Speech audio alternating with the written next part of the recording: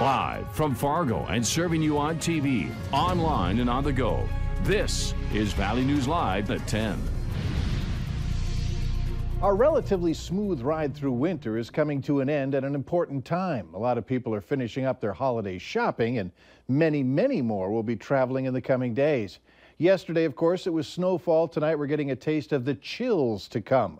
Let's begin with Hutch to clue you in on what you need to prepare for. Mr. Johnson? Well, as we head into the early hours of the overnight, temperatures are falling very quickly. Sub-zero readings across the valley. You could just see the chill in the air, some smoke from fireplaces also in the air tonight. Now we have a fresh layer of 3 to 6 inches across a large swath from Rothsay and Red Lake Falls, with some of the higher totals in and around the Northwood Hatton area. Reports there and near Nevis of 9 inches of snow.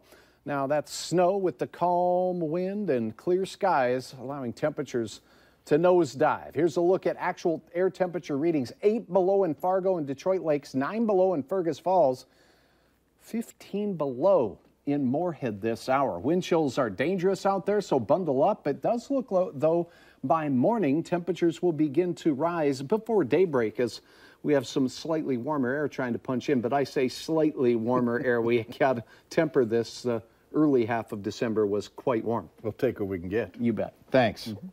And as you hit the road this holiday, be cautious in order to get there safely. Last night, a North Dakota Highway Patrol car was hit while the trooper was performing a traffic stop in West Fargo. That trooper was not hurt. The driver of the other vehicle was cited for reckless driving. And keep in mind, there's a law mandating that you must move over when you see law enforcement on the side of the road.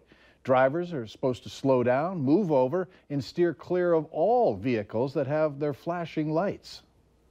Winter travel itself is hazardous. We need to be cautious. Anytime you see emergency vehicle or first responders alongside the road, it's always good just to slow down a little bit. Lieutenant Rourke adds that winter conditions and nighttime driving can increase the number of crashes. A West Fargo teen was hurt in a rollover on I-94 in Douglas County, Minnesota tonight. The Minnesota State Patrol reporting that 19-year-old Tyler Peterson was heading west when he went off the road and rolled his van. Peterson did suffer what troopers say were non-life-threatening injuries. So far this year, there have been 5 deaths from falling through ice in Minnesota. According to the Department of Natural Resources, that's greater than the past 2 seasons combined, and we're only in December. An Otter Tail County man beat the odds. He survived falling through thin ice on Walker Lake after he spent nearly an hour in freezing water.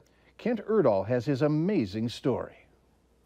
Heading out to those fish houses over there. Look across the lake and you can still see what they were thinking. We thought everything was safe because there's full-size pickups out there. And Bob Hovland knows. Yeah. He doesn't have to explain what happened next. I just look ahead and I see the ice breaking away and the snowmobile going through. I started trying to get up on the ice and it kept breaking and breaking and breaking. And I started getting really tired and my legs didn't want to work right. At first, his family thought they could rescue him from just offshore. I tried getting out as far as I could to throw the rope we had, and I ended up going through. Well, I didn't get out there very far, and I fell through. And I tried swimming and breaking ice to him, because at that point, it was almost a half hour he was in the water. Nothing was working. All we could hear is, "You guys need to hurry. I'm not going to make it." That's about the time the Otter Tail Fire Department heard the call. Our initial page was just a man in the water. We pulled in, and the ambulance told us the guy is still in the water, and we just took off in a sprint. It's hard to describe the feeling. The feeling of being rescued after nearly an hour submerged in the water. What could have happened? That's what I keep thinking about. What could have happened? Once he got to the emergency room, Don's wife says she learned his body temperature had fallen below 80 degrees. He was just shaking uncontrollably. Christy Hovland still can't believe it. And I just hugged him and kissed him, and very thankful that he made it. You can't let emotions override you. That's what after the call is for. That's what times like this are for. Thank you. I have my husband because of you guys.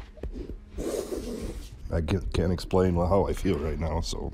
So, he'll leave you with this. I hope it doesn't happen to anybody else. In Otter Tail, Kent Erdahl. Just check the ice all the time. KARE 11 News. Amazing. Don's doctor calls his case miraculous. Despite all he went through, he suffered no organ failure and just days later only had some numbness in his hands. Some residents of the Fargo high-rise apartment complex call their bedbug situation deplorable. One person contacted our whistleblower hotline to say conditions became so bad that the mail carrier wouldn't deliver mail for days. Officials admit that the apartments have been dealing with bedbugs for a long time. An official with Fargo Housing Authority says they brought in an exterminator right away and they didn't find any signs of the bugs.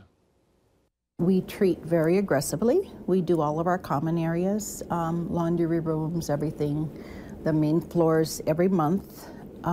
We treat 6 to 8 apartments every single week. Elliott adds that it's more than just a high-rise problem, calling it a citywide issue. And remember, you can contact our whistleblower hotline if you need help with a serious issue in your community. Just call 701-237-6576. Leave your tip. We'll do our best to get to the bottom of it. Like to take a selfie? Some people are obsessed about them. And if that sounds like you, chances are you're suffering from selfitis. Reporter Ashley Holcomb explains whether it's a mental health issue or just part of the social media age. How often do you take a selfie? Maybe 2 a week. 6 to 10 times a day. Probably close to 50 to 100, I'd say. A new study from the International Journal of Mental Health and Addiction says those who are selfie obsessed suffer from a mental disorder called selfitis. I wouldn't say obsessed, but that's just something I do, I guess. A study by Now Sourcing and Frames Direct says the average millennial will take 25,700 selfies in their lifetime. While this sounds like they are self-obsessed, millennials are actually using selfies as a form of communication. Normally I don't post selfies, I just send them to friends. But on the other side, Gen Xers are using social media at a high rate, just not taking as many selfies. Paula Erickson told me that she's never hopped on the selfie train. Well, I have never taken a selfie. Until now. Okay, and I'll take it. Ready? 1, 2, 3. For the selfie craze, she believes they're just enjoying themselves. I think sometimes they're just having a lot of fun. In Fargo, Ashley Holcomb, Valley News Live. Here are some ways to tell if you have selfitis. If you're taking a selfie and it puts you in a good mood. You feel more popular when you post selfies on social media. And you use photo editing tools to make your selfies look better than others. Do you think you have selfitis? We want to hear from you. Join in on the conversation. Just like Valley News Live, like our page. Go to Valley News Live, like our page, and you'll stay informed throughout the entire day. A lot of work still needs to be done for lawmakers in Washington, D.C. surrounding a government shutdown. That story later on Valley News Live at 10. Coming up next, new numbers are out on how long people can expect to live in the United States.